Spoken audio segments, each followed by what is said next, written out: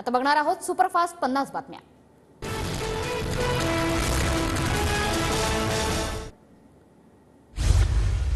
नरेंद्र मोदींनी महाराष्ट्रासोबत गद्दारी केली। मोदींना 2 वेळा पंतप्रधान करण्यात महाराष्ट्राचा सिंहाचा वाटा। उद्धव ठाकरेंचा मोदींवर हल्ला बोल।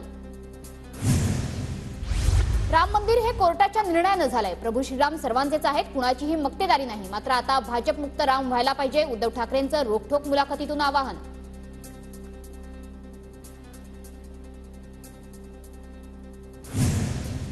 ठाकरेंची मुलाखत म्हणजे काळू बाळूचा तमाशाच। आपलेच कर्मचारी असलेल्या राऊतांना मॅनेज मुलाखत दिली। उद्धव ठाकरेंच्या मुलाखतीवर चंद्रशेखर बावनकुळेंचं खोचक ट्विट। काळू बाळूच्या तमाशानं राज्यात प्रबोधनच केलं। बावनकुळेंनी तमाशाचा अपमान केलाय। त्यांच्या महाराष्ट्राच्या संस्कृतीशी काहीही संबंध राहिला नाही, राऊतांचं बावनकुळेंना प्रत्युत्तर। या निवडणुकीत सामान्यांच्या प्रश्नांवर कुणीही बोलत नाही, राहुल शेवाळेंची उद्धव ठाकरेंच्या मुलाखतीवर टीका। शिंदेंना त्यांच्या वडिलांचं नाव घ्यायला लाज वाटते, तर राजकीय जन्म देणाऱ्या शिवसेना रूपी आईवर त्यांनी वार केला। रोखठोक मुलाखतीतून उद्धव ठाकरेंचा मुख्यमंत्री एकनाथ शिंदेंवर जोरदार निशाणा। 40 वर्ष तुमच्यासोबत राहणारे लगेच कसे तुमच्यासाठी कौरव झाले, संजय शिरसाटांचा थेट उद्धव ठाकरेंना सवाल। भाजपचा राज्यात खरेदी विक्री संघ सुरू। मोदींसाठी ही निवडणूक नाही तर खरेदी विक्री, राऊतांचा मोदींवर हल्ला बोल।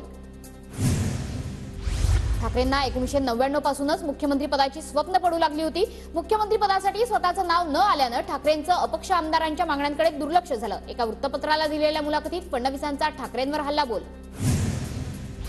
राज ठाकरेंना लोकसभेला जागा देऊ शकलो नाही कारण आम्ही तिघे पक्ष एकत्र होतो। आता केवळ 48 जागा असल्यामुळे मनसेबाबत आता विधानसभेत बघू। वृत्तपत्राला दिलेल्या मुलाखतीत देवेंद्र फडणवीसांचं सूचक वक्तव्य। बारामतीच्या लढाईत अजित पवारांना कुटुंबानं एकटं पाडलं, पण त्यात ते अभिमन्यूसारखे एकटे लढले। भाजपला त्यांच्या लढ्याचं अप्रूप वाटतं। वृत्तपत्राला दिलेल्या मुलाखतीत उपमुख्यमंत्री फडणवीसांचं वक्तव्य। फडणवीस राजकारणातलं कच्चं मडकं, त्यांना फार गांभीर्याने घेऊ नका, राऊतांचा फडणवीसांना टोला। शिंदेंकडे स्वतःचं असं काहीही नाही, शिंदेंची धावपळ ही त्यांची अखेरची फडफड। पैशांच्या शेल्या वाटल्या तरी शिंदे गट एकही जागा जिंकणार नाही। शिंदेंच्या नाशिकच्या दौऱ्यावर राऊतांची टीका। माझा भाजप प्रवेश निश्चित, असं मला विनोद तावडे म्हणाले। भाजप प्रवेशाबाबत एकनाथ खडसेंची प्रतिक्रिया। भविष्यात विधानसभेची निवडणूक लढवेल, शरद पवार गटाच्या महिला प्रदेशाध्यक्ष रोहिणी खडसेंची निवडणूक लढवण्याचे संकेत। ठाण्यातील महाविकास आघाडीचे उमेदवार राजन विचारेंचे प्रकाश आंबेडकरांना पत्र। ठाण्यात वंचित बहुजन आघाडीकडून राजन विचारांनी पाठिंबा मागितला, मात्र पाठिंब्याबाबत पक्षाच्या अध्यक्षांचं पत्र दिल्यास विचार करू, वंचितची भूमिका। अजित पवारांनी सांगितलंय महायुतीचे काम करा, अजित पवार गटाचे आमदार माणिकराव कोकाटेंची प्रतिक्रिया। आम्ही काँग्रेसचे आमदार असल्याने आमच्यावर दडपशाही, तर पुण्यात भाजपकडून पैसे वाटप सुरू, पण जिंकणार तर रवींद्र धंगेकरच, काँग्रेसच्या यशोमती ठाकूर यांना विश्वास।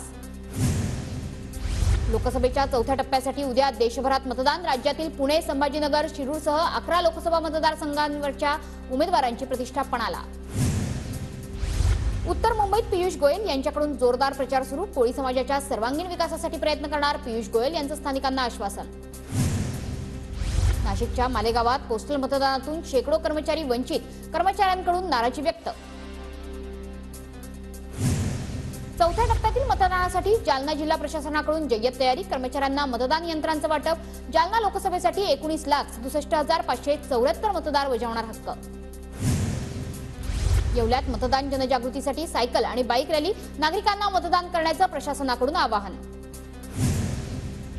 लोकसभा निवडणुकीसाठी परळी मतदारसंघात प्रशासनाची तयारी पूर्ण। मतदारसंघात एकूण 342 मतदान केंद्र, तर पोलीस प्रशासनही सज्ज। अहमदनगर दक्षिण मतदारसंघासाठी मतदानाची तयारी सुरू। सुजय विखे विरुद्ध निलेश लंके यांच्यात लढत होणार।